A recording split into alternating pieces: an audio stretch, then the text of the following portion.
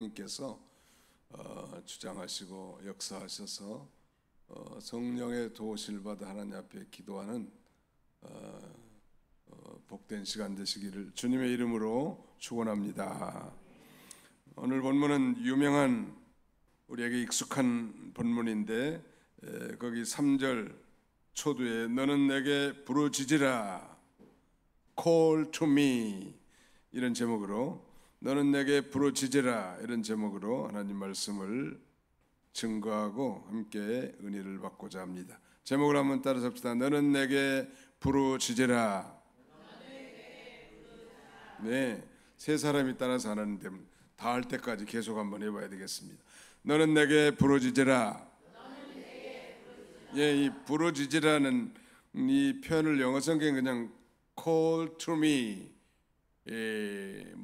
나에게 불러라, 나를 부르라 이렇게 번역을 해놨는데 카라라고 하는 이 언어는 그 다음에 절규하다, 아주 생사의 기로에 선 만큼 간절히 부르짖는 그런 기도를 상상하면 되겠습니다. 부르짖는 것, 이건 결코 묵상 기도가 아니겠죠. 부르짖는데 무슨 묵상으로 불가능하단 말이에요. 우리가 묵상 기도에도 익숙해야 되겠지만 이 부르짖는 기도의 능력이 있는 줄 알고 좀 어린아이와 같이 간절히 부르짖는 기도에도 훈련이 좀 쌓여 있으면 참 좋을 것 같습니다.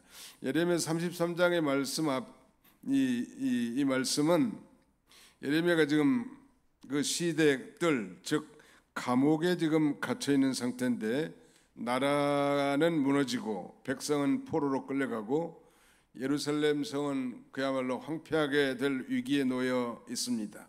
인간의 눈으로 보면 그야말로 전혀 희망이라고는 찾아볼 수 없는 그런 상태지만 바로 그때 하나님께서 예레미야에게 놀라운 말씀을 주셨습니다. 그게 바로 3절이 요절 3절 같이 읽습니다. 시작. 너는 내게 부르짖으라. 내가 내게 응답하겠고 내가 알지 못하는 크고 은밀한 일을 내게 보이리라. 한번 따라 너는 내게 부르짖으라. 내가 내게 응답하겠고 내가 알지 못하는 크고 은밀한 일을 내게 보이리라. 내가 알지 못하는 크고 은밀한 일을 내게 보이리라. 요절이니까 외워두면 좋을 것 같아. 너는 내게 부르짖으라. 내가 내게 응답하겠고 내가 알지 못하는 크고 은밀한 일을 내게 보이라. Call to me and I will answer you. 내가 내게 응답하겠고 and show you a great and unsearchable things. 크고 아주 찾아볼 수 없는 일들을 내게 보이겠고 그런 말이. 그리고 크고 은밀한 일을 내게 보이리라.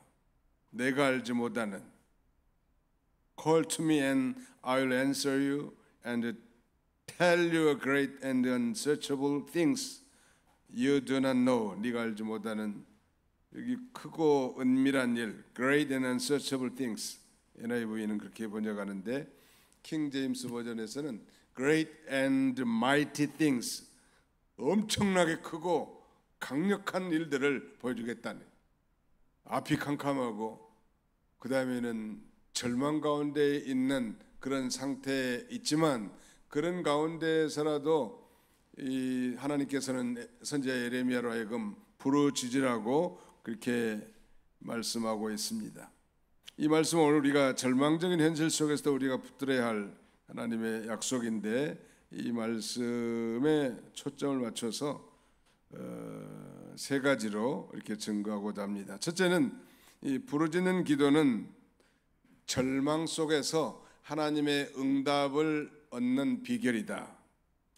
절망 속에서도 하나님의 응답을 얻는 열쇠가 되기 때문에 부르짖으라는 거예요. 절망 가운데 할 일이 뭐가 있겠습니까? 다만 기도할 뿐이란 말. 절망 속에서도 하나님의 응답을 얻는 유일한 비결은 하나님 앞에 부르짖는 거예요. 어린아이처럼. 그 다음에 이게 1절로 3절까지 내용이고 4절로 6절까지는 이 부르짖는 기도는 회복과 치유를 가져준다는, 회복과 치유. 우리가 지난 주일에 이 회복의 기쁨에 대해서 그리고 이 거룩한 길에 대해서 살펴본 바 있습니다.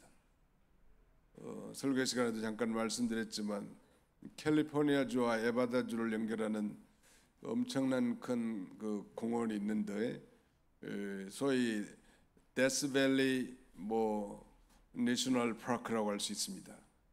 우리말로 번역하면 사망의 골짜기 국립공원.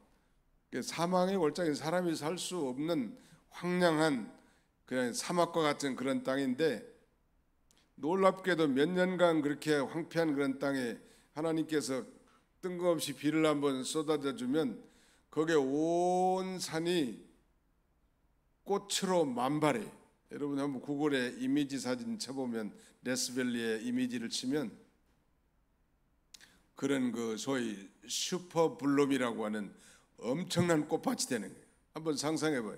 아무것도 없는 메마른 광야, 사막, 이런 땅이라도 우리 하나님이 역사하시면, 하나님의 은혜의 단비가 내리시면 그런 광야 같은 메마른 인생도 그야말로 꽃으로 만발하는 삶으로 바뀌게 된다는.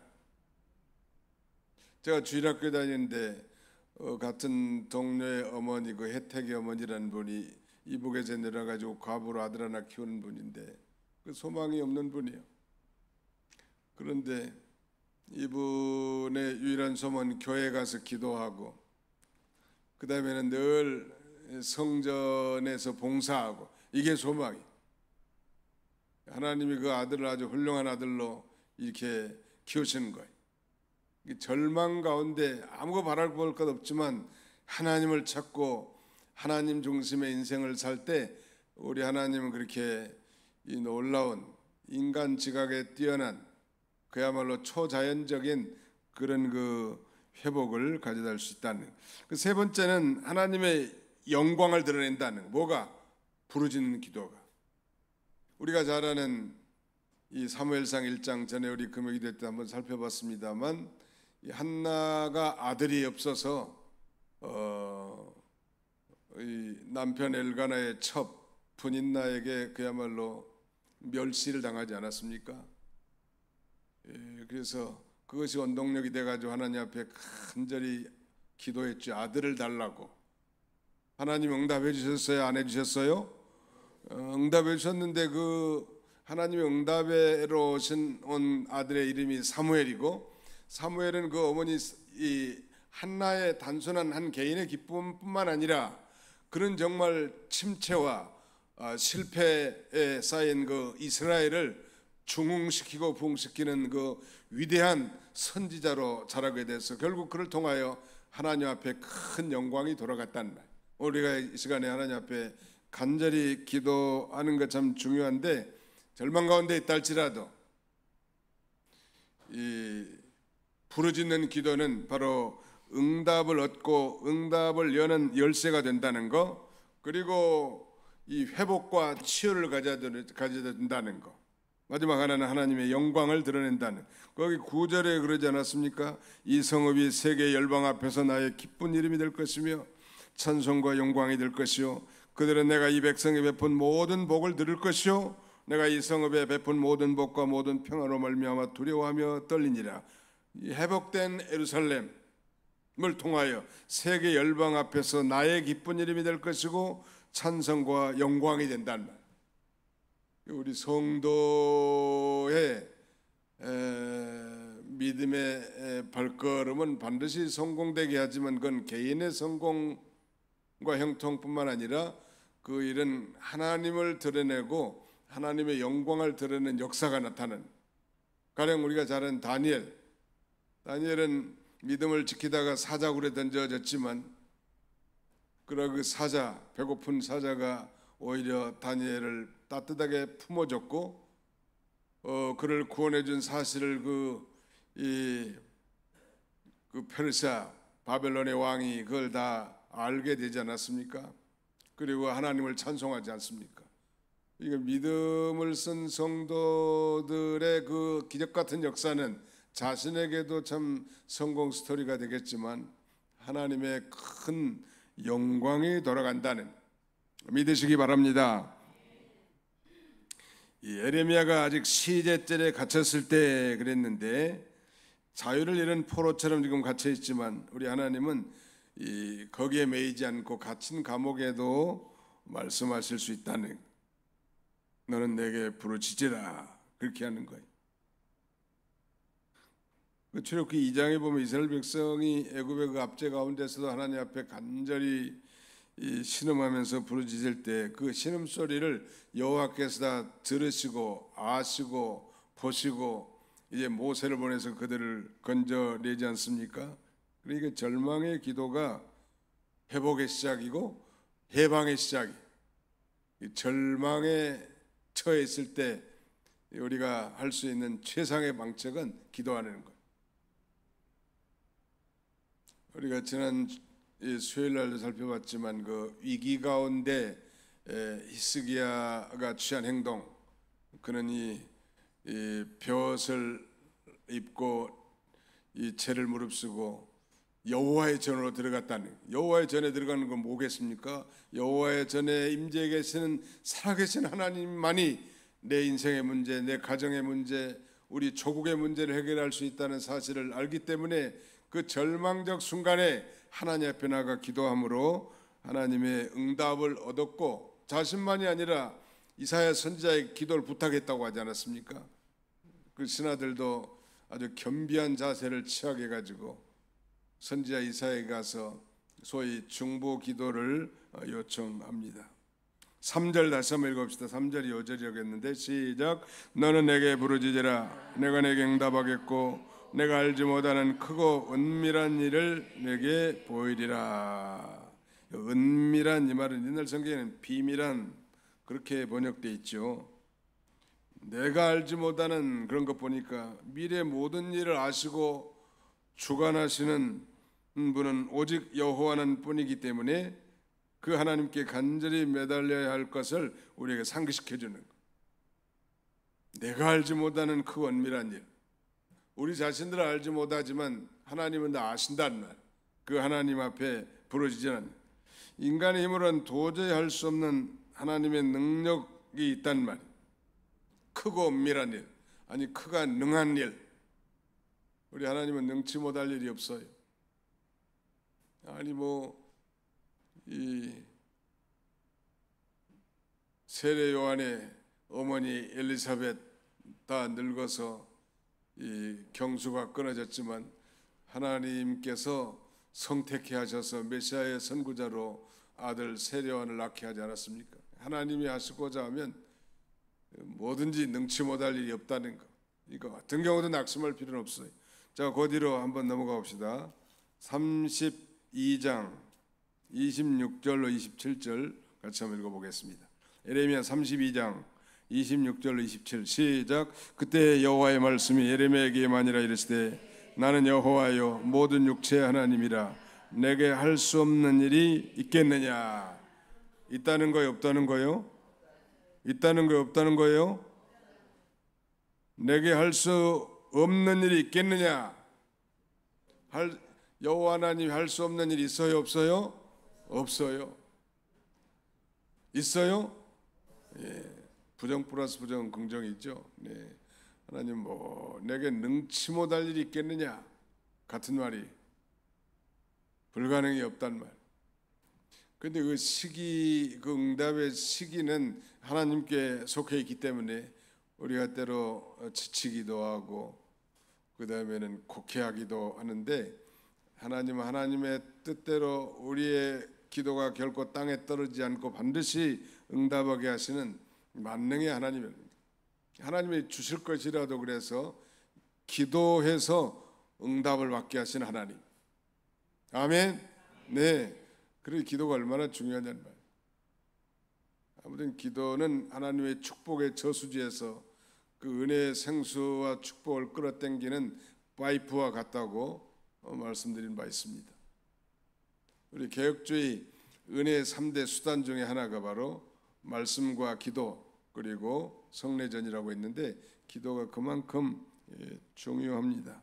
아무튼 우리가 하나님께 부르짖으면 절망 속에서도 하나님 응답받을 수 있고, 그 다음에는 회복과 치유를 가져다 주고, 그 다음에는 하나님의 그 응답을 통해서 하나님의 영광을 드러내는 것입니다. 물론 오늘 본문의 역사는 장차 이스라엘의 그 약속의 회복에 대한 이 메시지지만 우리의 모든 삶에 전반적으로 다 적용되는 내용입니다.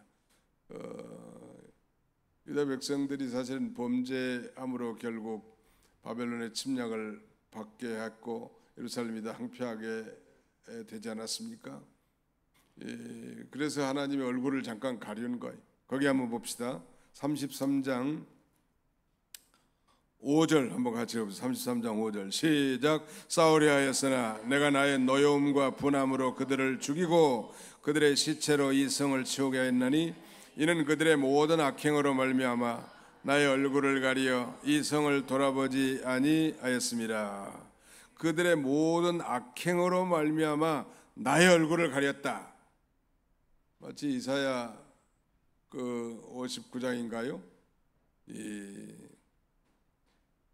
하나님께서 그 죄 때문에 하나님의 축복을 단절시킨 것처럼 이 유다 백성들의 악행으로 말미암아 하나님의 얼굴을 가리어 이 성을 돌아보지 아니하였습니다.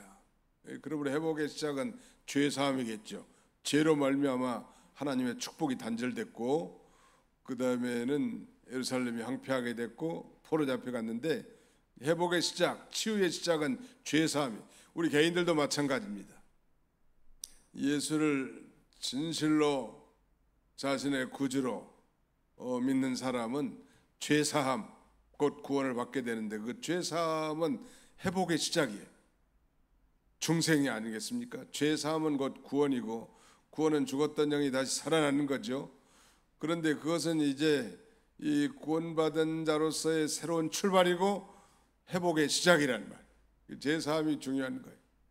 우리는 이미 죄 사함 받고 천국 백성 됐다 할지라도 기도회에 나오든지 예배시간 나오든지 봉사로 나오시든지 먼저 하나님 앞에 회개하고 깨끗한 심령으로 성령의 인도함을 받아서 우리가 모든 일들을 이렇게 시작해야 할 것입니다.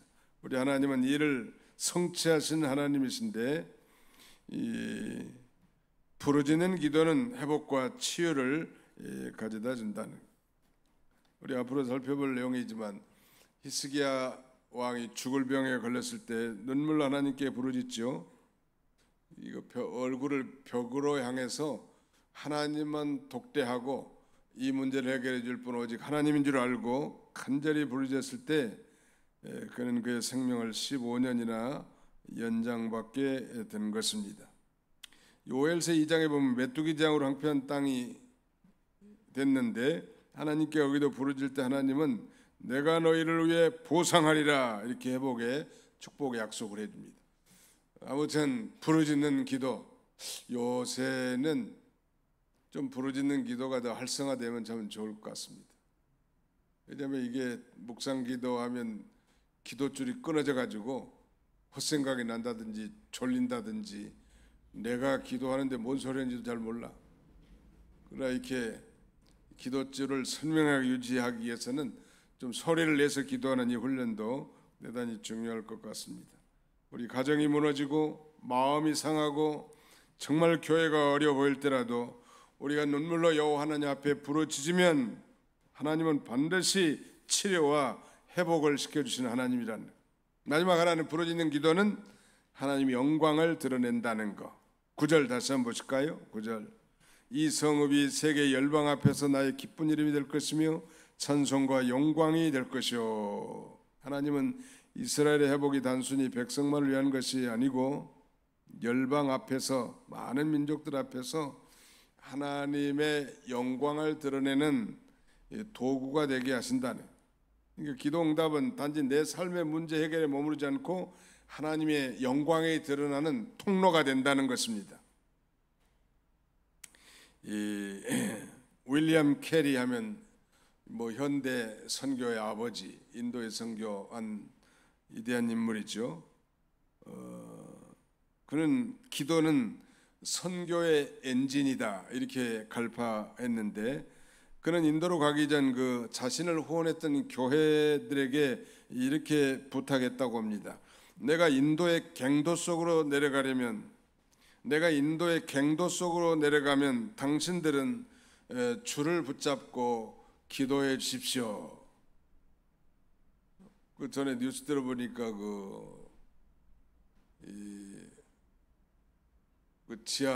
지하에 들어가 가지고 작업하다가 가스에 질식돼서 죽기도 하고, 그 다음에는 뭐 떠내려가서 죽기도 하고, 맨홀 뚜껑 열고 사람만 들어가는 거예요.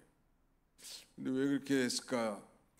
그 허리에다가 밧줄이라도 묶어가지고 그 다음에 작업하고 다시 올라오면 참 좋았을 텐데, 또 방울을 하나 달아가지고 위험이 닥치면 방울이라 딸랑딸랑하면 빨리 건져주면 죽지 않을 건데, 그 무식하게 사람이 맨홀 뚜껑 속으로 들어가가지고 그 가스에 질식된다든지 이런 일, 그 물에 떠내려간다든지 그런 일이 있지 않았습니까? 윌리엄 캐리는 자신이 마치 그 갱도에 들어가는데 후원하는 그 교회 성도 여러분들은 자신을 말하자면 단단히 붙잡는, 그들의 기도가 단단히 붙잡는 줄이라고 말하는 거예요. 즉 기도 후원자들이 줄을 붙잡아줬기 때문에 인도의 선교가 열렸고 복음이 활발하게 전파되는 거예요. 결국 그 사역은 인도뿐만 아니라 세계 모든 교회가 하나님의 영광을 보게 만들었는데, 우리의 기도의 응답은 단순히 나를 위한 것이 아니라 이 교회와 세상에서 하나님의 살아계심을 증거하는 중요한 일이. 우리도 이 기도의 응답의 맛을 체험한 사람들은 기도하지 않을 수가 없죠.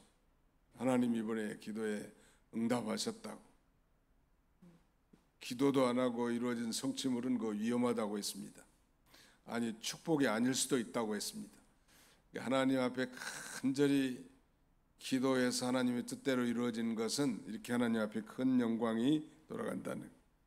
예레미야가 지금 감옥에 갇힌 상황이 그냥 절망 자체였지만 하나님은 그 자리에서 절망 속에도 부르짖으라는 응답하겠다는 거, 무너진 성읍도 치유하고 회복하겠다는 거, 그리고 그 응답을 통해서 하나님 앞에 영광을 돌리겠다는 것입니다. 오늘 우리 금요 기도에 모인 우리 모든 성도들에게도 동일한 약속이 주어집니다. 낙심하지 말고 담대하게 하나님께 부르짖고, 그때 우리 하나님께서는 우리가 알지 못하는 크고 은밀한 일을 보여주시고 우리의 삶과 가정과 교회와 나라 가운데 놀라운 회복을 가져다 줄 줄로 확신합니다.